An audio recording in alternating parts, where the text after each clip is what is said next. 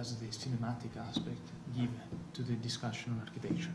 And in a way, in my case, it's really not so much about, or I'm not so knowledgeable about the historical process where we can be fit, but to the real potential that the cinematic or the movement image allows us to use in order to rethink the space.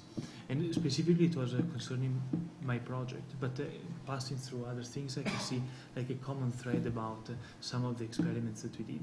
Because the unit, well, it was still obviously linked to the film, both in its narrative value, but even as in its speciality. And specifically, actually, in this continuous contradiction of the physical space into like a new potential dimension, and that very often is difficult to question. And the thing that when you refer, for example, to this sometimes quite foggy definition between image that blurs into imagery and immaterial and light, actually this probably foggy dimension can be expressed, can be justified in the difficulty to really fix or name what actually we were looking after, we were trying to depict. But actually what is crucial about the cinema is this dimension where space cannot be defined anymore in sizes, dimensions, measurements, materials. And in a way it becomes this very fluid situation that is charged by the presence of people. And rather than looking at the actual presence of things, we were challenged to think about the possibility that something could be misused, forgot, ruined, and stuff like this, or even just imagined, envisioned. And all this virtuality of space, which is a richness that the cinema allows us to think and to consider, and in a way to be physically embodied it through some sort of proposal. And these actually some probably of the challenges that the cinema raised and that we are asked to face. Probably is not very clear, but I will be more precise in my case, because my project was about Gibraltar, and it was about this huge, as I told you, water catchment on the east side of the wall. And all the project was about to really understand what is here and what is there, what is east and west. And the final proposal was about creating, through light, a spectacle that allowed the citizen in the west side to Gibraltar to be able to see the dawn. And in this case, we are talking about a physical proposal, and at the same time, the vision and the ambition to blur the usual distinction between east and west, between sunset and dawn, is blurred into a proposal that questioned the prejudice, as you defined it, of knowing what is east and what is west, what is here and there. And in a way, the cinema allowed me to set up the ambition for this proposal. And again, it's not something which is linked to psychoanalysis, but it's something which is deeply spatial. It's like a new possibility to think space in a different way. And there are thousands of examples of how directors manage to manipulate this actually notion of space. And actually, this probably was for me the key to relate personally to the unit. I mean, I would say actually that, as I said before, I think Pascal raised the stakes in terms of the way we see space, and I think the work was about space and culture. Really, I don't think it's it certainly was a cinema. I don't think it's going to be in the books as cinema, and it's not going in the books as architecture. That's terrific. It can't fit in either of the categories in a way. But I think it was always about space, and it's funny that you mentioned the kind of the history of cinema. For instance, when I was a student, I was put through Eisenstein all the way through, and in terms of structuralism and all sorts of ideas that were there. I don't think that route is actually part of Dip 3. I think film had a perception of space and of culture which architecture just didn't have. The sites did, so I agree again with what Brian is saying. I think the way the students saw reality and life was pretty wonderful, and sometimes films could describe that architecture couldn't. But I think the direct link with cinema, I agree with what you were saying, it's not cinema. I never seen them as sort of films, let's go and buy the DVD and watch it on a Saturday night. I never sort of saw it that way. So it's an interesting one, because I think it was that cinema provided a sort of a perception of space and of culture which seemed very powerful. And I think in seeing some of the works in progress, like, you know, Brandt did as well, I mean, I think sometimes when there was sort of too conventional an analysis of the film that they were looking at and so on, it was slightly disappointing. You know, it's like someone doing a drawing of a building and telling you, you know, what the kind of sort of all the materials of it are, rather than what the building is about. So I think when it became more of a sampling and more of, you know, mixing realms together, that became very interesting. And as I said before, I think there was a big difference between, you know, when images were being mixed and when actual films, the bits of narrative were being mixed with reality, with sites, with projects, with the future, with memory and so on, which was rather beautiful. I think there is a sense, however, that it did engage with the history of cinema. I mean, a lot of these films would, as you said, they would cut in or mix in excerpts from classic movies, or they would somehow proceed from certain films that were very important to the students or to the unit. And in the piece I wrote for the book, I said I was reminded a little bit of the way that T.S. Eliot cites certain quotations from Dante or others in The Wasteland, and that somehow the construction of the films very often combined a very, very direct exploration of witnessing of the site, but with some kind of recurrent reference to something that has come from the history of film. I mean, you couldn't call it precedence. It was a sort of, I'm not quite sure how you describe it, but it's a very important part of a great many of the films that I saw.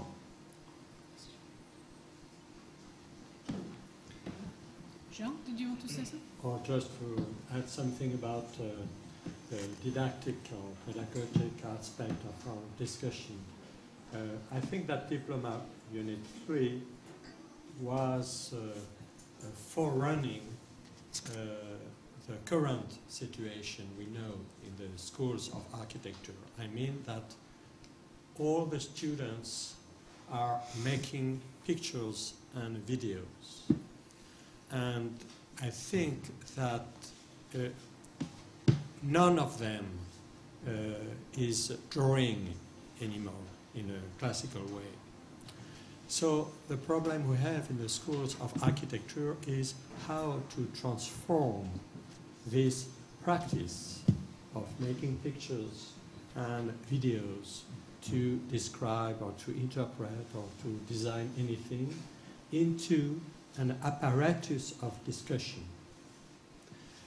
The apparatus of discussion in the studio is the way to achieve the addition of the intelligences. The way Diploma Unit was to invite students to work together, to make something together, to make the different pieces of work communicating to each other. And I think that the most successful aspect of the work was that every work was asking every student in a personal way. In the making, through the making, and through the images, everyone was asked to exhibit his or her own reasons, own answers to the question why. Why you do that? Why you think that it's a sort of a statement about what architecture is, etc. So the addition of the intelligence, not through the words, not through the concepts anymore, but through the images supposed to be closer to the own sensation and the own imagination of the students, were the way to conduct and to drive the students to architecture. I don't think that Pascal has ever disconnect this making of images from architecture. Even each student had to reinterpret through his or her production the complete assemblage of images, cinema, and architecture. It was not a question of giving a formal distinction or a formal comparison between cinema and architecture. It was just an apparatus invented within the walls of a school of architecture.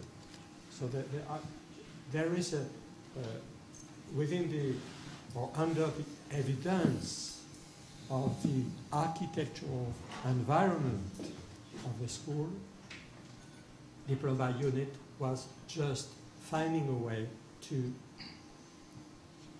making this new apparatus. Excuse me. Yeah. Sorry, I found that very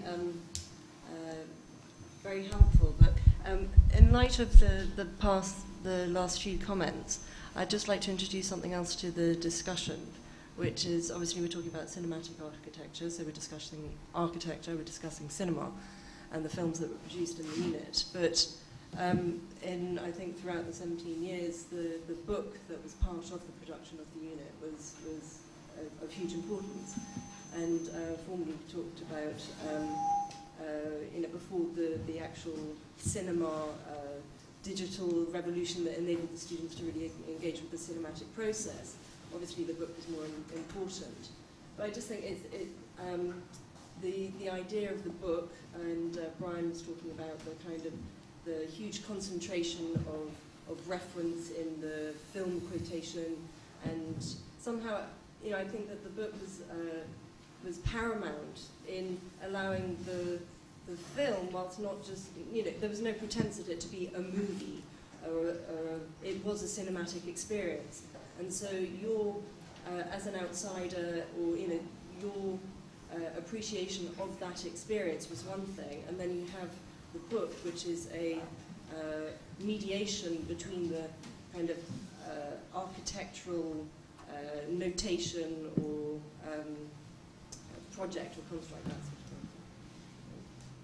Are you speaking of the second volume of the book? Or No, the I was four talking about covers? the books that were produced by the unit. Okay. No. Okay.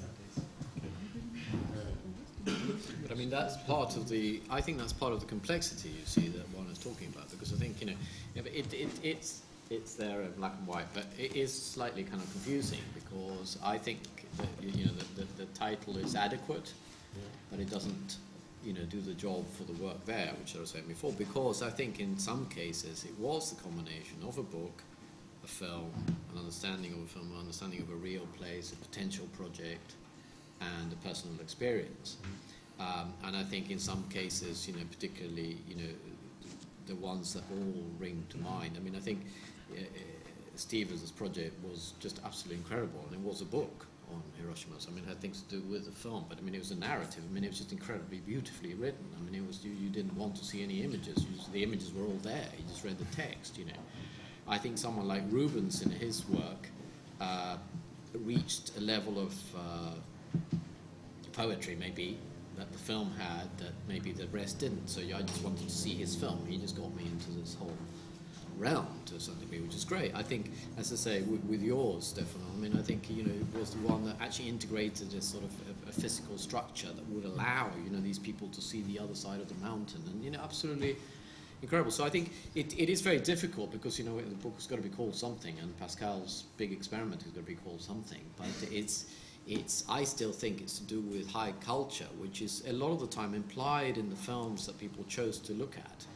It's not just that, Fellini was great, or that's not the point. The point is that they were trying to address a way of dealing with representing live people love, you know, Pascal, I mean, we're not talking about that, we're talking about as if film or something, you know, kind of splice bits of 35 mil, you know, he goes on about love all the time, you know, sort of, films are pretty good at that, you know, much better than buildings in many ways, you know, so I think the combination of all those things was always critical, so I think it's a very valid point. I mean, sometimes the books, you know, had these incredible sort of dimensions of, so it's a mixture of what I call culture and space, which includes narrative, includes feelings, includes all sorts of things, plus constructs. But the construct is difficult, and, you know, yes, cinematic architecture, adequate in my opinion, because it doesn't quite do all those things. But it does, the dialogue is very good, because it sort of, on the banal side, it goes back to the sort of ephemeral and physical, you know, which is pretty dumb. But on the other side, it just, you know, how on earth do we begin to work with those things? How do we become creative with them? And I think Pascal worked incredibly hard with his students to try and achieve that, to, you know, produce a product that was creative. It wasn't a critique. It wasn't a historical analysis of film or architecture. It wasn't something that, you know, was borrowing from one or the other. It was sort of, look, you've got these tools here, and maybe if you combine the two together, we can really begin to talk about a spatial realm that we're interested in. And I think that's very important, and I think many of the works are much better when you had, as I say, like me, the privilege of having seen it in progress, seen the book, seen the film, talked to the person, and, you know, amazing, you know, incredible package, you know, and that's very difficult to reproduce outside again, which I think is one of the comments, you know. I want to, but just one thing. First of all, these bottles here on the table are not just for decoration. They are for general sustenance. When you feel yourself flagging, you're allowed to open them. Also, I wondered whether there are any more. It's not real wine, is it? It is real. It's an image. It's yes, an image. I wonder whether there are more questions from the audience. Yeah. Yes, I'm outside, but very interesting topic. I'm quite interested because if cinematic architecture could be a potential for methodology for architecture design, or You have to switch it on, sorry. I think you're about. sorry. And then is there any? So we know, for example, cinema and architecture, they are all very strict. So cinema and architecture, they are all restricted. They have their own disciplines.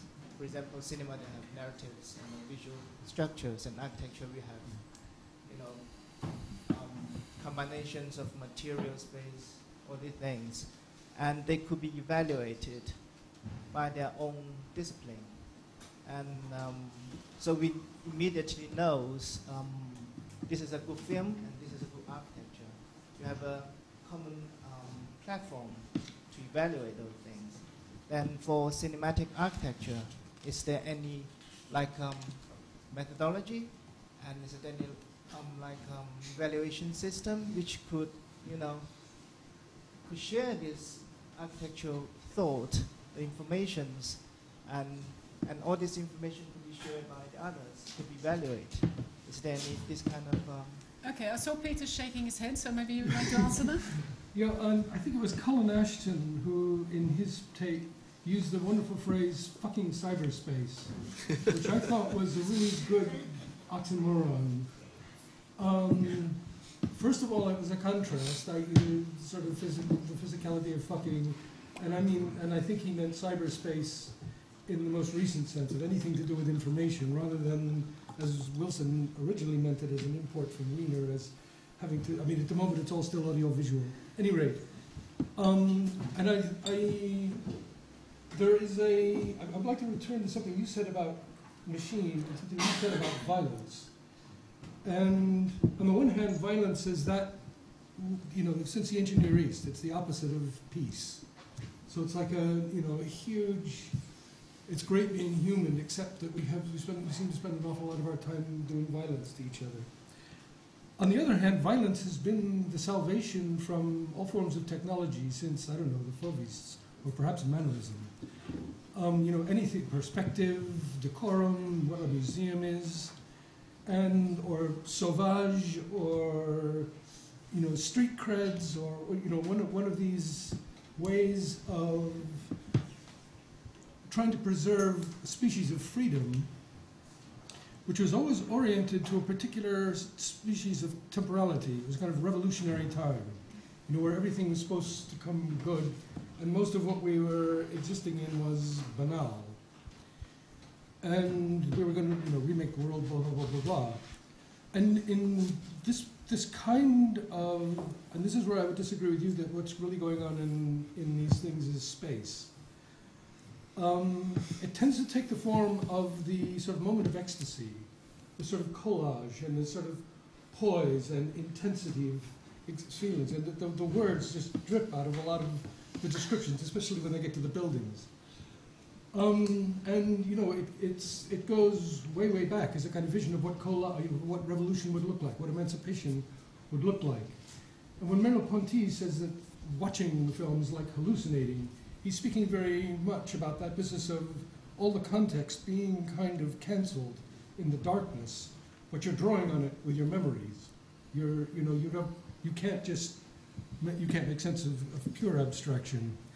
And when you see in the unit motifs of violence like Hiroshima, Sarajevo, I remember when you started Hiroshima, I said, and he says it in here, you go, what the fuck are they doing in Hiroshima? That's not an architecture school, you know, only in the AA. One of these kind of things, complete naivete, complete arrogance, you know, so on and so forth. So then I saw your film, you know, complete hats off on my knees, you know, absolutely, and it could only happen in film. And that, I think there is a, I'm not sure it is about space. I'm not sure it is about, you know, that's the medium of communication. I think it's more about this, I don't know, alienation, lostness, and what the violence, what Pascal keeps calling physicality, Merleau-Ponty called embodiment. It's very different from what we were earlier calling materiality, which tends to be tactility and, you know, like texture mapping. Physicality is something, I mean, I'm taking, or embodiment at least, is something with a much deeper structure. It's about concrete. It's a lot of resistance. You can't just apply it like lino to a shape. I mean, I just came back from Hong Kong where you get lots of shapes with, you know, Brazilian marbles applied like lino. You know, that's materiality. The material is expensive as hell. And I think, there's what you're calling high culture is something like this moment of violence, this continuing moment of this kind of tension between resistance, a possibility, and the sort of hopelessness and alienation in, you know, information or something like that. And I think why I call the films concrete is because you play on all those structures. You're part of them. They aren't being set before you and open to arrangement, made into a schedule. I mean, when we get to the point, I mean, it's sort of our IBA standard, IBA examiner, when you get to the point when cost and technology is the standard of realism, you've really lost it. And I think the element of resistance is actually not being revolutionary, but in being very concrete and just being honest. It's not about high culture or about space. It's actually just bluntly honest and just constantly editing away all the sophistication for the honesty and realizing that film could get that because of the way we live in a mediated world. So in terms of this gentleman's question, you're actually saying that if you look beyond the conventions of both of those two disciplines, it is the meeting points between them, which is, or the points where they both exceed those conventions, which is really what we're focusing on. I would be very resistant to turning either of them into a project where they have a kind of useful outcome. They become a technology or a vehicle of salvation. At best, they're a vehicle of understanding, and you're lucky for bits of that. Because one question that I was going to ask, which is in an extension of the machinery that Jean was talking about, was really also, and also because I'm concerned that we come away from this conversation with at least a sense of some aspects of the work that's been going on that can be continued. So the question is really, when you talk about machinery, when you talk about apparatus, that kind of suggests that there are techniques, which is also what you were just saying. Can what we have been doing for the last 17 years as a kind of collective experience be turned into techniques, into something that can be replicated, that can be applied by other people, regardless of Pascal or Stephen or whoever else was involved, or was it? I think hopefully not. Unique? I mean, it's like, you know, kind of learning to write poetry on a sort of poetryonline.co.uk. It's a sort of, I think the great advantage of the work is that it can't be judged from those two parts. And I think, you know, the way architecture is judged, I mean, Peter done it more than me, but I've been an examiner as well. So if you're going to judge film from, you know, oh, well, what the film critics say, and you're going to judge architecture from what the RIBA says, or, you know, wherever the guidelines are, a complete nightmare. Yes, it creates a consensus of opinion, but why? I think it can be carried through, but it does require, I think, and by high culture I don't mean, you know, you have to be kind of highly trained. It just means a way of perceiving, which is very important. And I think the projects tried to teach a way of perceiving. That's one of the nice things about them. I don't think they were just, you know, incredible creations. They also demonstrated how they saw a particular problem. So I think there's a certain subtlety there. I think Hiroshima, you know, here's two Hiroshimas next to me. I mean, you know, done in beautiful ways, in different ways, revisiting something that we all know, we have our preconceptions, but it was opened up in a different manner. So I think if it were to become, you know, I used the word applicable earlier on, but if it were, then it requires a higher level of understanding. And I'm not being pompous when I say that. And all I'm saying is, you know, for me, culture is very important. I think the professor behind me would agree with that. I think, you know, to him it's primordial, you know, so it's something that we got to have. It's not just simply we're not doing techniques. And I think it's very important. And I think that I agree. I don't disagree with you. I think culture is very important. And I think the comments are being made and the sentiments are being shown.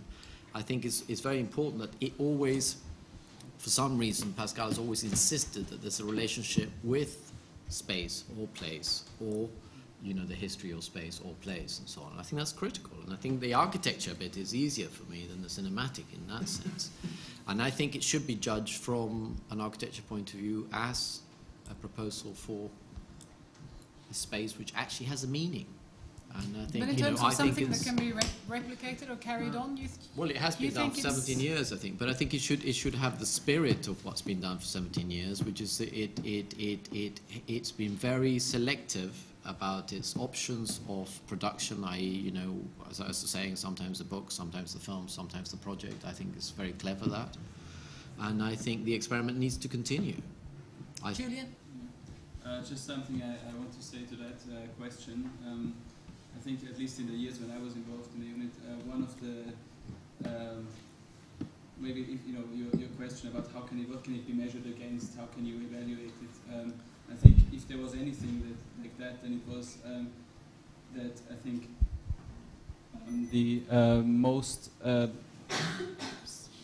successful projects in a way were always the ones where the different facets were inseparable. So I think over time it changed. There were times when there was actually a physical, technical investigation. Sometimes there wasn't. Sometimes there was a speculation. And then there was, of course, the film, and there was the book. And the best projects were the ones where they were complementing each other so well that you couldn't actually say, you know, where the project started and where it ended. And I think that in a way is the only kind of evaluation that I can think of, and there's no method to reach that. I think because if you look at all the examples where that was the case, these links they're all very different and individual. Yeah. But doesn't pedagogy itself somehow imply method?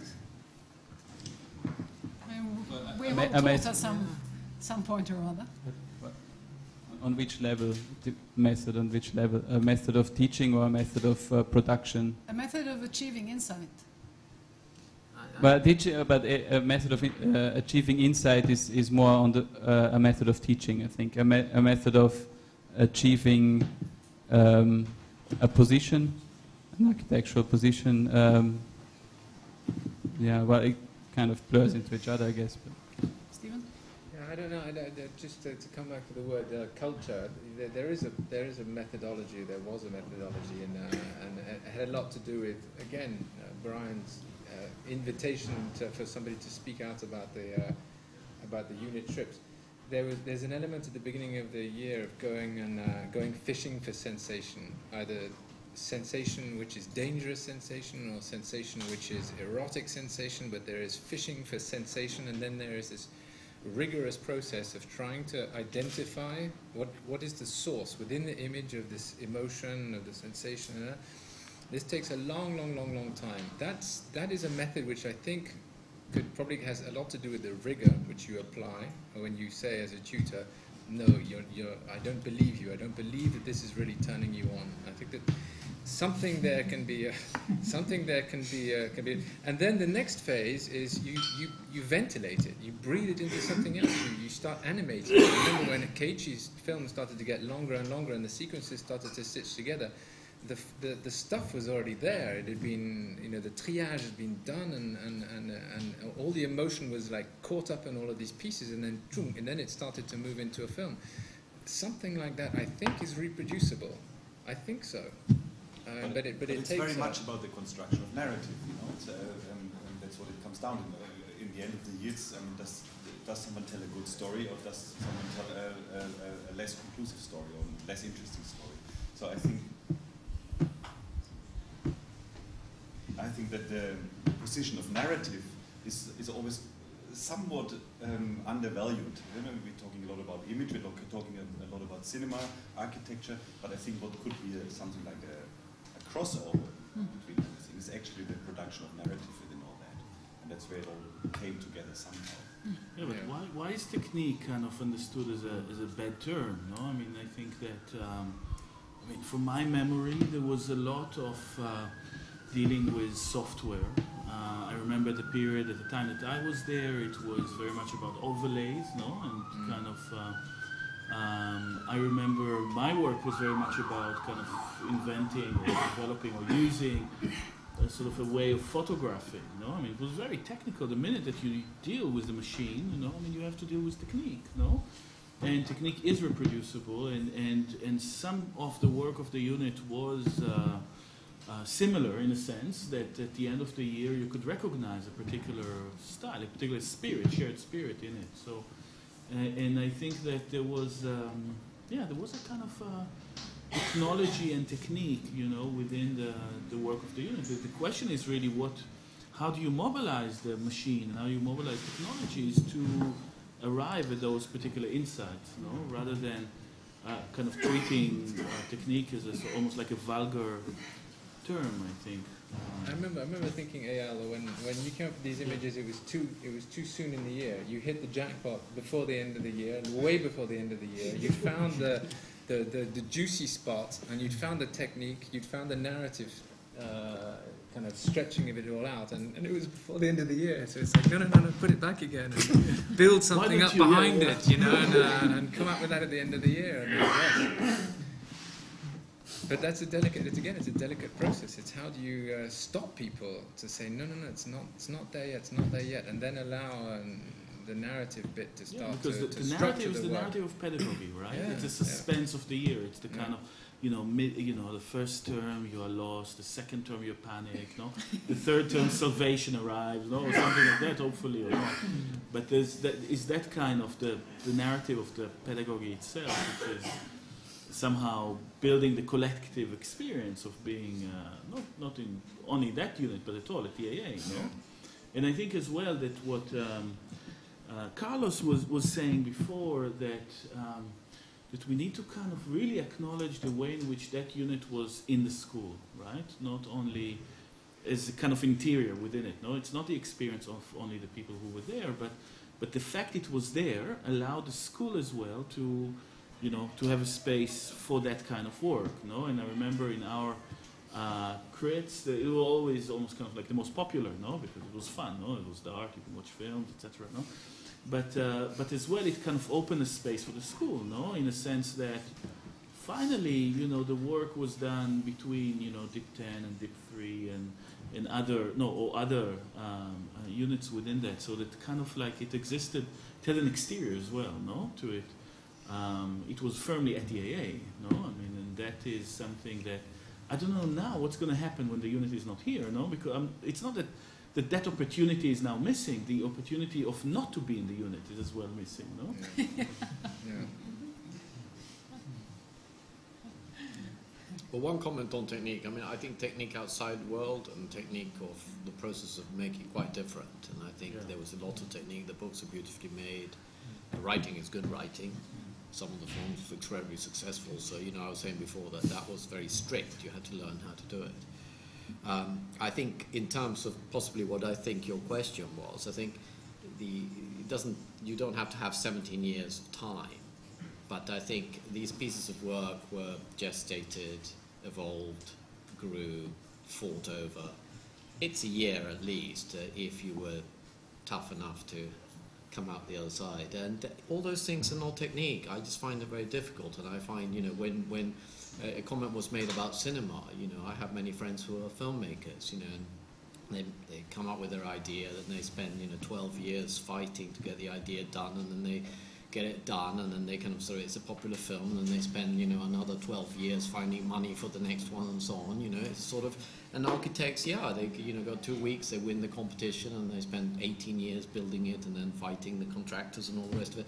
I just think, you know, that it's very important, and not that the academic life is marvelous, but I just think it's important to realize that some of this work is just, you can't just buy it, you can't just do it. It's not in Sainsbury's, you know, you have to go through the experience. And I think some of the things you were saying about the analysis and so on, I'm not saying it wasn't like that, but it was an incredible sort of opportunity to do it. And the outside world, as I'm calling it, outside the kind of sort of privileged realm of the air, is quite difficult. Even if you were doing an exhibition, to actually be able to give the luxury of saying, okay, get 5 people, give them a year to do this, we'll see what happens. Do you know what I mean? It's a sort of, everything is so kind of, the techniques of production, which is to do with professional, to do with film, is just as professional as the other one. And it's very difficult, and I think obviously one is interested in doing that. And I personally do believe that if there was a bigger appreciation of certain things, there would be more room to do these projects. But very optimistic. I mean, completely, you know, completely sort of idealistic. But I think there is, and I think what the Unit 3 did suggest was that there is a body of people who believe in this, and it can be done in different ways. I think, you know, in your work, you know, you studied with me afterwards, and you've done many things, and now you are very much involved in people's education. And so I think it is carrying through. I think within a certain realm where you're allowed to discuss ideas and so on, fine. But in terms of the practicalities of, you know, technique that people are looking at, no, they want renderings and D Max and, you know, kind of whatever it is, and, you know, kind of 3D models. That's what we see out there to a degree, and a lot of bad film as well. So I'm not saying that it's, you know, I mean, they're getting thinner on the ground in terms of... We're going to wrap up now. The doors of the Aladdin's cave there, books, is about to open. I'm going to suggest one final round. If anyone has anything that they are still burning within them, or if anyone wants to shoot any arrows into the future as regards to either techniques or experiences or something of value which might continue beyond this day, or any other final comments that they would like to add. And if you are first again. Well, I can only basically try to repeat what I've already said. I think, I mean, the question of the convergence between these two media is for me a very important question, and I think the project could be continued either as a pedagogical environment, I guess, that allows things that perhaps are, you know, not possible in the outside world, as it was just called, or it could be you know, continued, and that would, you know, interest me particularly as an inquiry into on what level perhaps of the perception these two media, cinema or film, let's say call it film and architecture, could converge. Questions of the sequentiality. I mean, talking about narration, I think architecture is not necessarily about narration, but I think the question of sequential perception is something that is where these two converge. And, you know, I think, yeah, I think there's a really very underlying conceptual level that could be still explored much further. Eyal? No, I Peter? Yeah, just a quickie, two things. I think what you say about techniques is right. I think it's not about the techniques for producing good films so much as the techniques that go into it. And people often take I don't know, paper folding, where you might wrap packages, all of a sudden it can become origami. A technique can suddenly transform. Or the second Ghost in the Shell, they dropped the story. That was just a MacGuffin, and it was all about just animation in one, you know, in its full scope of senses. And I think that to the extent that you can teach techniques and develop links with people, you can develop a kind of culture in which those techniques flourish. But in terms of somebody who can, you know, something that's teachable, that can ask the right questions and make people both confident and both trusting and fearful, that's a human issue. And the second thing I'd say is thank you, Pascal, who's gone. Maybe he'll be back in 5.5 minutes, I think. Jean? Yes, I would say that my teaching experience with Pascal, with Ron, with other friends, is the experience of continuously displacing the contour of the disciplines, the methodology of teaching, the definition of the disciplines, and the methodology of the assessment. And the best thing in the experience of Diploma Unit 3 is this experience of the continuous displacement. I think that this experience has to be continued today through the new techniques available. I think of the way we work together with Ron, with videography. I mean the way I'm working with my own students with Wiki as a new format to give the work. We decided this year to give up the memoir as a paper piece of work, to gather all the contributions to a wiki with high functionalities, accommodation of high resolution images, high resolution video, etc. And this displacement in the work made by the students open a sort of incredible opportunity. The students can't hide themselves behind the paper, the written things. All of them have to exhibit all the time the work. So this common work works as this apparatus of discussion I was speaking of before. So I think that through these different available techniques, there are many ways to carry on with this kind of experience. Ron? Yes. First, 1 minute and 20 seconds each. okay. I feel I'm that number the European Parliament. Well, it's a bit like it, isn't it? Yes. Well, just a remark that I don't remember what year SML itself was published. 96, 95? SML itself? 1995. Anyway, doesn't matter, one can find it. It is in that book that in the dictionary of references, under the definition of wit, appears Pascal Schöning. Just one remark about the future. The second one is that... That's how you translate Schöning. Yes. It's a verb, to in wit. Dutch, yes.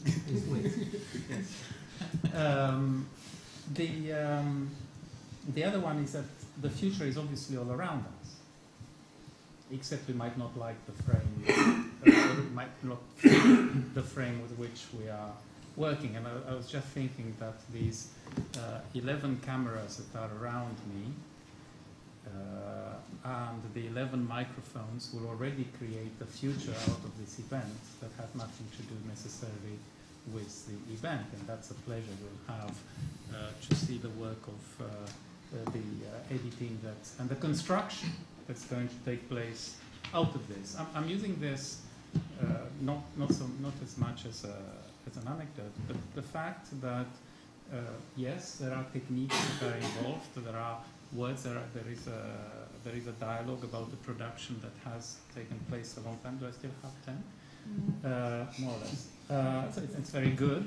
A little forced maybe, but still quite humanistic. Right. Well, I really believe in technique, and I think that it's possible to mine this work and find new ways to continue teaching architecture through filmmaking. I am myself an enthusiastic videoist, or whatever the word would be.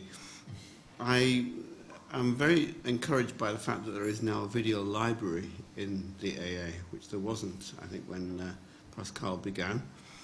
And I think that there are enormous possibilities to use filmmaking to study architecture and to study in particular the site. And in this case, I mean the site of the student's own psyche.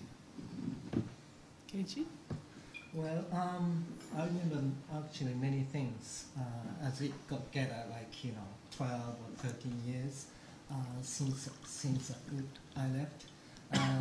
Actually, I've been thinking about not only the films and the books, and also how the way how we work on the project, the process. We actually spend a long time to pick up one thing, and we brought the one image, which I'm really interested in now. And I put some comment or text. I bring some text as well and show it on the table. Everybody start to talk something. And then Pascal asked me, Keiichi, what would you like to do with this? What do you mean? I said, I'm just impressed, this image. This image has something, but I can't really say, I can't really show any other ways. But it's a sort of process, how we make the film, how we make the book. It's a sort of layers of those things, and each image are really strong and powerful eventually. Also,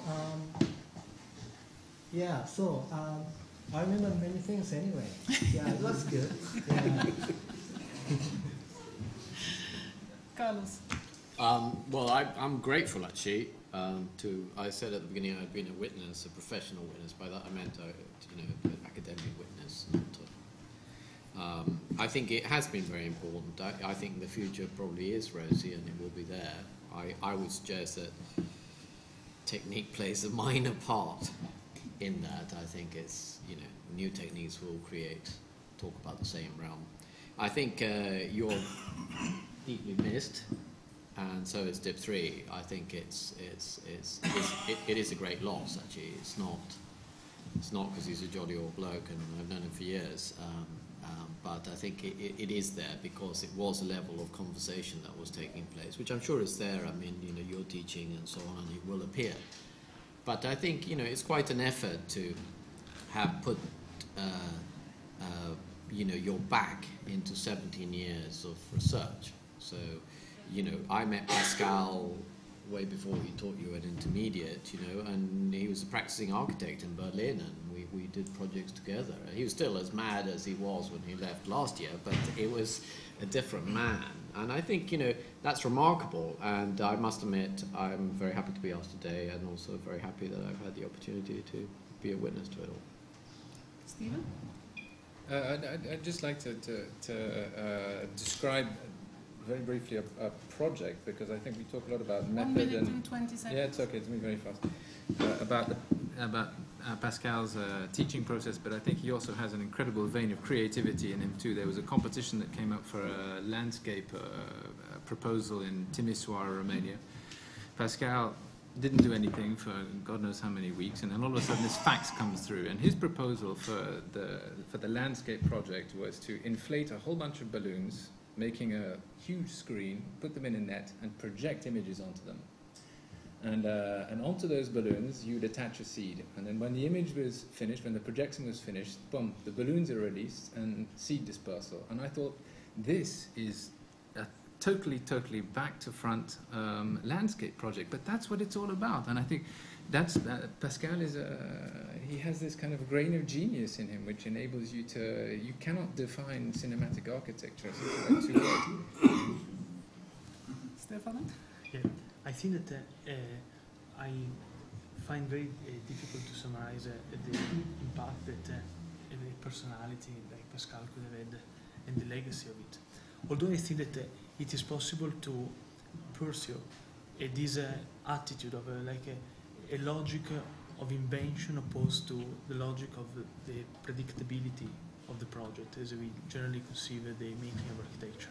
And this attempt that Pascal initiated with the cinematic architecture is something that has to be treasured, cultivated stubbornly, because it's like one way, probably the only way that we have to really break up all the prejudices again and to start thinking in a new way, both in the terms, both in the form of a cinema or in the form of a narrative, or but this attitude has to be preserved. Thank you very much. I think it just remains for me to thank everybody around the table, to thank Julian and Rubens, to thank Pascal. In terms of summing up, I would like to just refer you to the Rubens and Julian's introduction in this book, where they remind us that the task of Diploma Unit 3 was never to solve problems, but to make them. And so I guess I will invite you all to acquaint yourself with this troublesome book, which hopefully will give you problems for many years to come. Thank you.